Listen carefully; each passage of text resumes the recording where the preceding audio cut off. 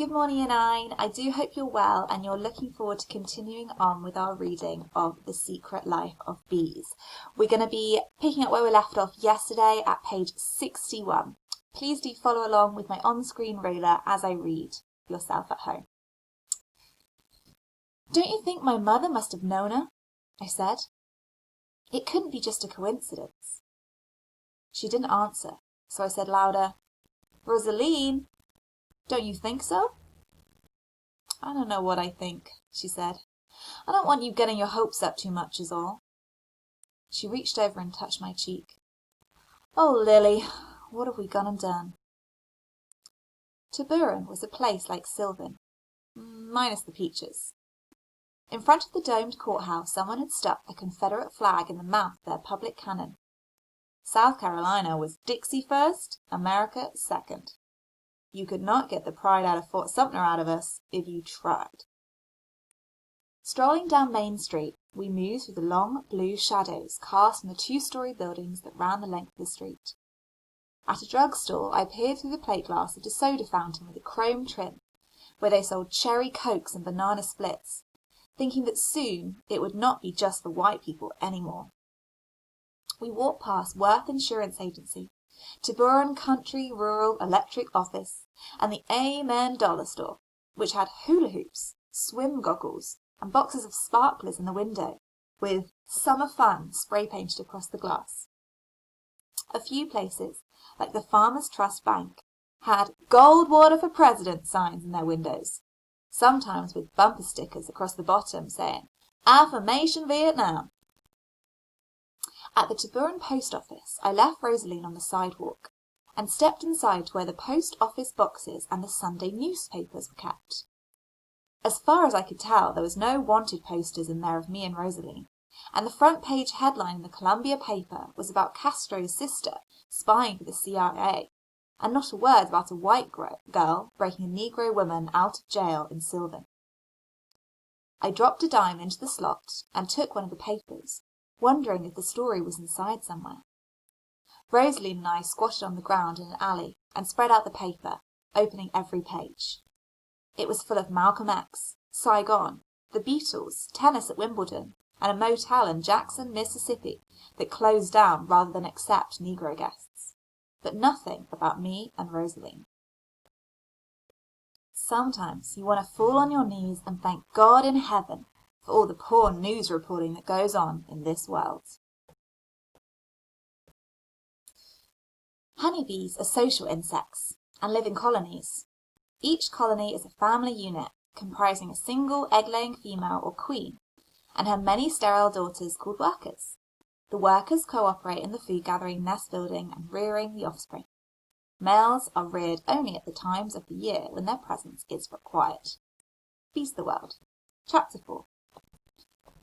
The woman moved along a row of white houses that bordered the woods beside the pink house. A house so pink it remained a scorched shock on the back of my eyelids after I looked away. She was tall, dressed in white, wearing a pith helmet. Now, a pith helmet is a type of sun helmet that helps to keep you cool and protects you when you're working outside. With veils that floated across her face, settled around her shoulders, and trailed down her back. She looked like an African bride. Lifting the tops off the boxes, she peered inside, swinging a tin bucket of smoke back and forth. Clouds of bees rose up and flew wreaths around her head. Twice she disappeared in the fogged billows, then gradually re-emerged, like a dream rising up from the bottom of the night. We stood across the road, Rosaline and I, temporarily mute. Me out of awe for the mystery playing out, and Rosaline because her lips were sealed with red rose snuff. She's the woman who makes the black Madonna honey, I said. I was unable to take my eyes off her. Mistress of bees, the portal into my mother's life. August. Rosaline, wilting, spit a stream of black juice, then wiped away the moustache of perspiration above her lip. I hope she makes honey better than she picks out paint. I like it, I announced. We waited until she went inside, then crossed the highway and opened the gate in the picket fence that was about to topple over from the weight of Carolina jasmine. Add to that all the chive, dillweed, and lemon balm growing around the porch, and the smell could just about knock you over. We stood on the porch in the pink light shining off the house. June bugs flickered all around, and music notes floated from inside, sounding like a violin, only a lot sadder. My heart kicked in. I asked Rosaline if she could hear it beating. It was so loud.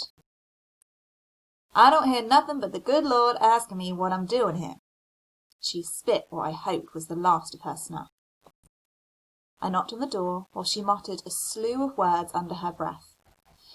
"Give me strength, baby Jesus, lost our feeble minds." The music stopped. In the corner of my eye I caught the slight movement at the window. A Venetian blind slit open, then closed. When the door opened, it was not the woman in white, but another one, wearing red. Her hair cut so short it resembled a little grey curlicue swim cap, pulled tight over her head. Her face stared at us, suspicious and stern. I noticed she carried a musical bow tucked under her arm like a reading whip. It crossed my mind she might use it on us. "Yes?" "Are you August Boatwright?"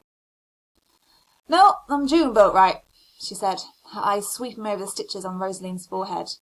"August Boatwright is my sister. Come to see her?" I nodded, and simultaneously, that means occurring at the same time, another woman appeared, with bare feet. She wore a white and green sleeveless gingham dress, and short braids that struck straight out all over her head.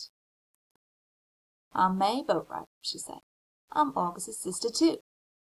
She smiled at us, one of those odd sort of grins that let you know she was not an altogether normal person. I wished June with her whip would grin too, but she only looked annoyed. "Is August expecting you?" she said, directing her words to Rosaline. Of course Rosaline jumped in ready to spill the whole story. "No, see, Lily has this picture." I broke in. I saw a honey jar back at the store, and the man said—" "Oh, you've come for honey. Well, why didn't you say so?"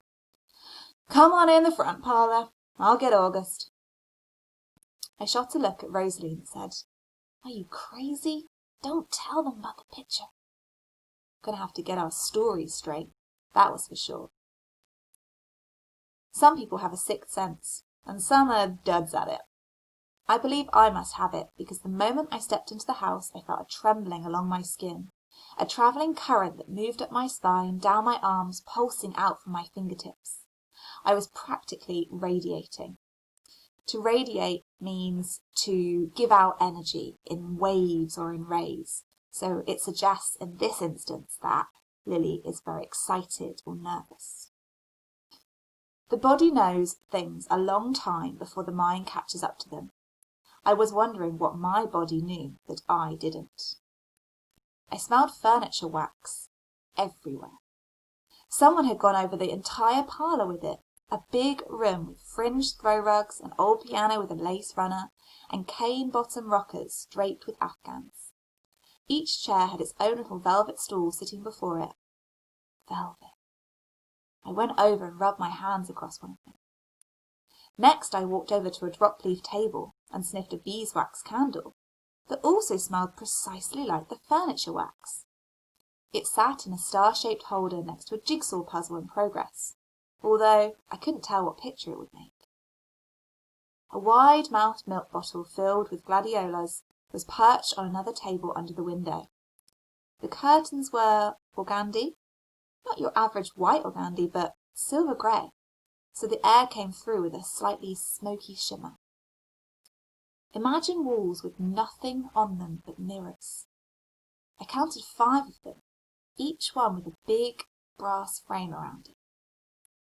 Then I turned around and looked back towards the door where I'd come in. Over in the corner was the carving of a woman, nearly 3 feet tall. She was one of those figures that leaned out from the front of the ship in olden times, so old she might have been on the Santa Maria for Columbus, for all I knew. She was as black as can be, twisted like driftwood from being out in the weather, her face a map of all the storms and journeys she'd been through. Her right arm was raised as if she was pointing the way, except her fingers were closed into a fist. It gave her a very serious look, like she could straighten you out if necessary. Even though she wasn't dressed up like Mary and didn't resemble the picture on the honey jar, I knew who she was. She had a faded red heart painted on her breast and a yellow crescent moon, worn down and crooked, painted where her body would have blended into the ship's wood. I hope you enjoyed the reading today and you're looking forward to reading the rest of the story next week. Have a go at the quiz questions below and trying your best to get 5 out of 5. Have a great day, Year 9.